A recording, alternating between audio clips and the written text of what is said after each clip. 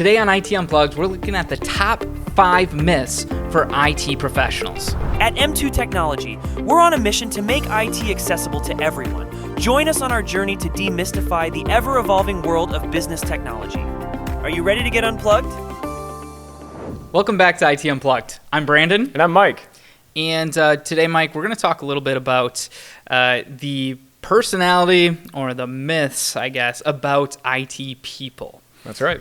Yeah, so we're hiring right now, and we got some people coming in, and your brain kind of starts thinking a little bit about like, I wonder what this person is like, and I feel like IT people maybe get interesting rap when it comes to their personality, how they dress, like what they're into. So it's kind of a mold. Yeah, right? Yeah. So today I'm going to ask you a couple different, or I'm going to tell you a couple different statements, these myths, and I want you to tell me if from your experience you think these are true or false, okay? Sounds good. All right, so the first one that I have, IT employees are all introverts and socially awkward. That's a common misconception. Definitely not everyone. Okay. I think that it would be safe to say, like the majority, or not, maybe not majority, but like there are a large amount of people in this field that are a little bit different. What does different mean, Mike? Well, let's say like kind of introverted. You like to sit behind your desk. You like to do your thing. Maybe you're not trying to be wildly social and outgoing, which that's fine, right? Like that's how it is sometimes.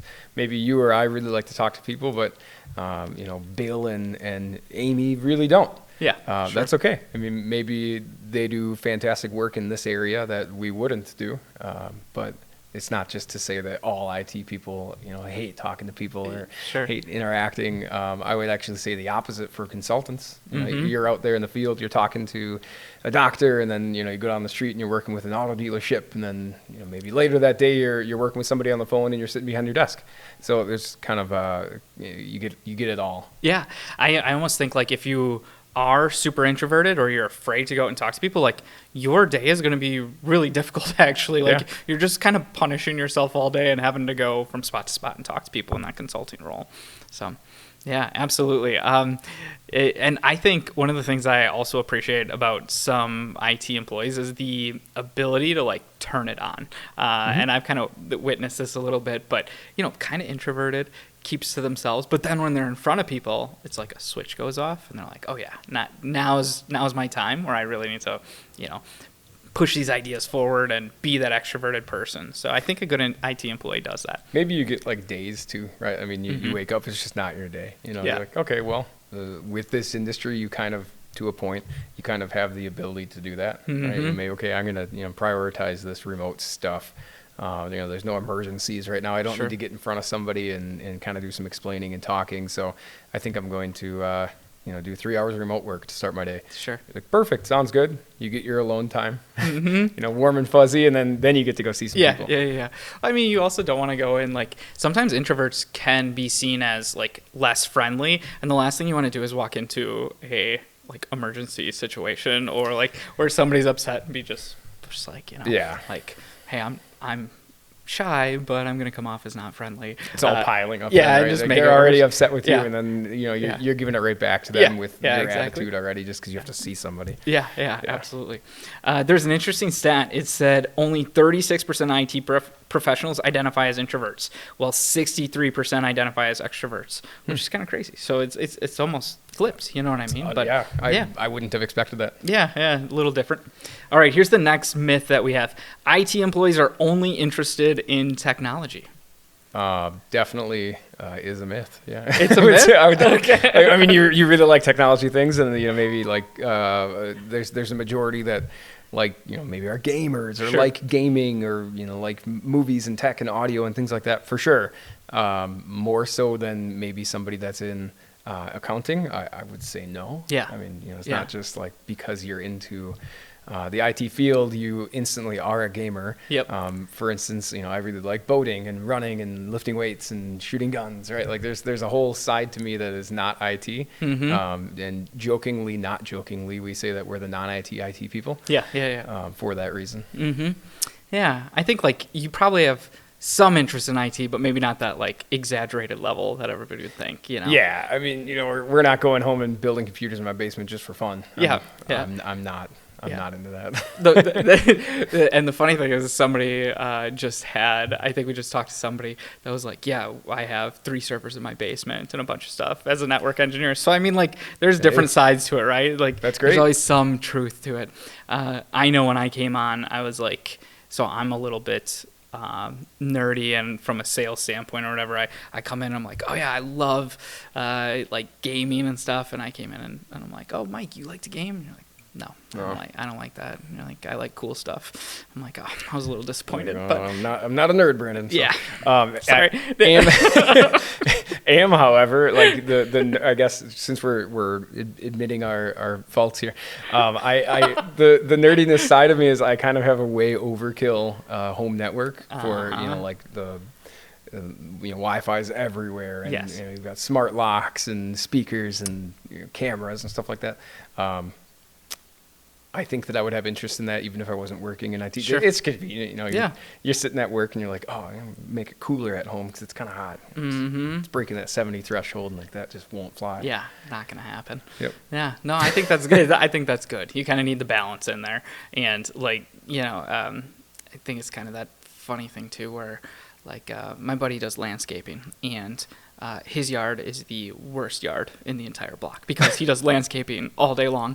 And then he's like, when I come home, I don't want to do landscaping. Yeah. It could be the same thing for some IT employees, right? Like I'm dealing with technology all day. The last thing I want to do is go sit in front of another screen. So but balance is good. So next myth that we have here, IT employees are all male.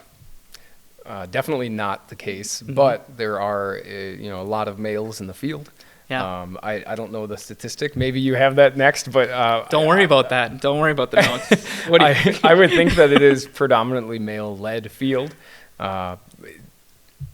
just historically. Yeah. But no, definitely have had female counterparts. Yeah, absolutely.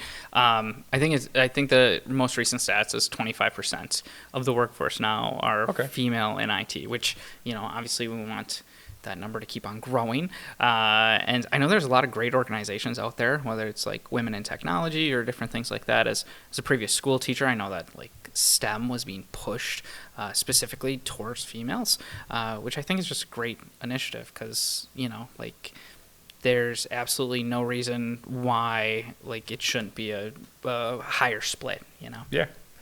Definitely just from looking at our vendors, we have quite a few.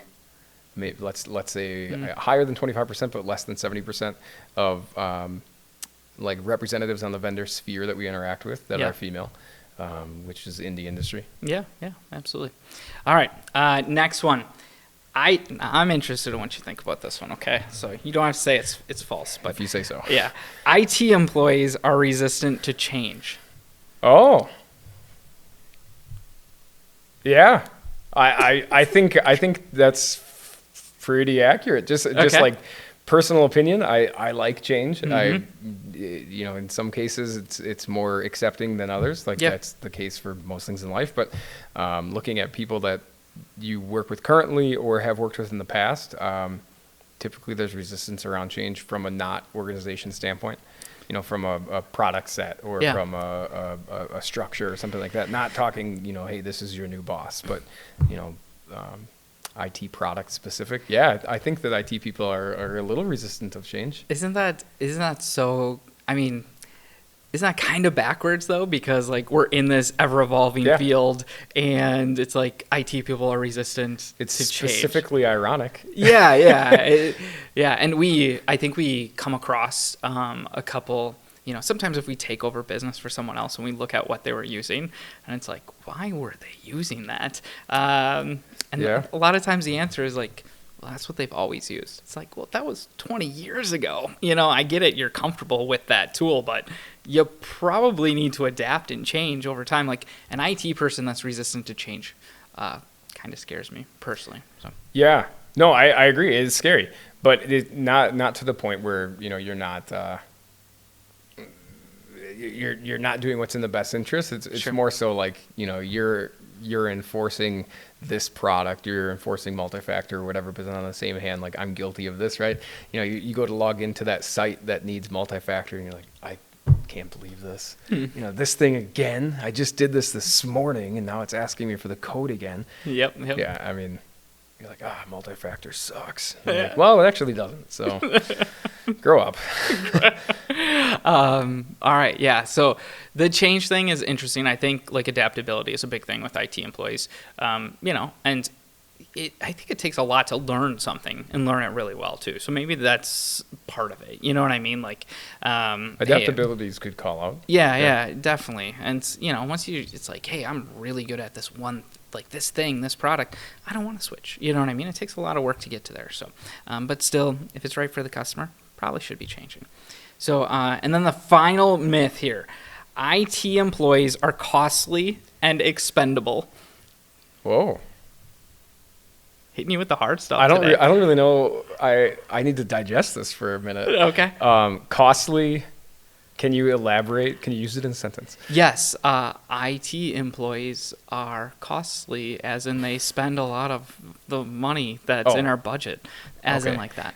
So if you're an organization looking like, man, you know, we spend a lot of money on IT, I think that a large portion of that is hardware purchasing. Sure. So it's not necessarily like a you or I, like, you know, we're benefiting from that, right? Yep. If, you know, oh man, we need a new server, we need a new switch, need a new router. Your IT staff isn't, you know, they're winning because they're getting a shiny new thing, and you know, you have more protection and there's all these benefits that come with that. But it's not like they get to kick back in their office with their feet on top of this router and they're stoked, they're living life. That's expensive, or a lot of times different software or licenses for like a router, perhaps. Sure. Very expensive, and you don't really see it. Yeah. Right. You know, you get this shiny new license, you put it in, and you get this ability to do something on a firewall that you know, whoever the decision maker is that's outside of IT just sees it as like, we just paid, you know, $15,000 for this advanced security license that does what again? Like, we still can see the internet, and I still don't have Wi-Fi when I'm out in the yard. Mm-hmm. Like, yeah. Why did we buy this? Right? Oh, IT spending all the money. Sure. The individuals themselves, I guess maybe you could play off of if somebody's wildly techie and they really want like the cutting edge monitor, or they want the cutting edge laptop every year or whatever. But that would be a personal issue that you should discuss with the individual or with us, and then we can have that hard conversation for you. What about okay, so we're talking about the hardware, software, and obviously, I mean, that is interesting when you look at those costs compared to the labor costs. But like an IT employee, some people just don't hire one because that person's actually expensive. Like, what's your experience with that? I guess a little bit. Like, how have businesses? What's their perception of that? You need redundancy, right? Mm-hmm. So in a role where there's one individual that's in charge of everything on the network, they are sick or they go on vacation or like life happens, right? And they just want some time off or whatever. You would need a second individual, and either that's an adequate skill level, or maybe more so or lesser, or whatever the case is. Right, you have two people essentially doing a very similar role, or in some cases the same role, and maybe they're watching each other's back or whatever. You maybe wouldn't need that for, depending on the size of the organization, you maybe wouldn't need that for like an accounting role or an HR role. What about so correct? There's kind of some redundancy built into the price, and with an industry that is already typically higher salaried, that can be costly. Yeah, I think it's interesting, like as an MSP, because you go in there and you know what some IT people get paid, so you're like, well, you could bring on this IT person, and they're not going to know everything, or like they're not going to have the expertise of multiple people, so you're still going to have to partner with someone else or do something else. So like it can get, I think IT employees can get really expensive if you're trying to fill every gap like internally, essentially. Right. So supplemental, like we do with quite a few places, different scale organizations, but quite a few places that we do supplemental work for, where maybe they have let's say like a level 1, right? You have an entry level person that handles your day-to-day stuff. Maybe their expertise or their knowledge ends at anything above, group level on a server, or they can't touch firewalls or whatever, right? And that's where somebody like us, we would come in and we would handle all that for you. Yeah. And what about the last part of this? Expendable. IT people are expendable. They're like a dime a dozen. You lose one, you can get another. I disagree. You disagree? I disagree. I disagree well, because next podcast we're gonna have a new person. No, I'm just kidding. You disagree? Yeah, you disagree. Why? No, I disagree because if you have somebody that's been in a role for a very long time, or maybe not a long time, but you have somebody that's been in a role for some amount of time, and they know your setup. Yeah. You're a business owner. They say, hey, guess what? I know the ins and outs of this, and I know, to the left of your desk is this thing, and I need you to plug this thing into this thing over here, right? Like, you hire a new person, they don't know that, right? So they've got to relearn that. They have to build the relationship, especially with like an MSP type role. We're building relationships all day. Yeah. So to rebuild that relationship, that trust that you have with the business is. You can't just replace that overnight. Yeah, and trust is such a big part of it too. So no, I would agree with that. So you can stick around for the next episode. And speaking of that, thanks. And speaking of that, that's going to be it for this episode of IT Unplugged. Make sure to follow us on the socials. If you need any IT help, M2 Technology is here for you. And thanks so much for joining.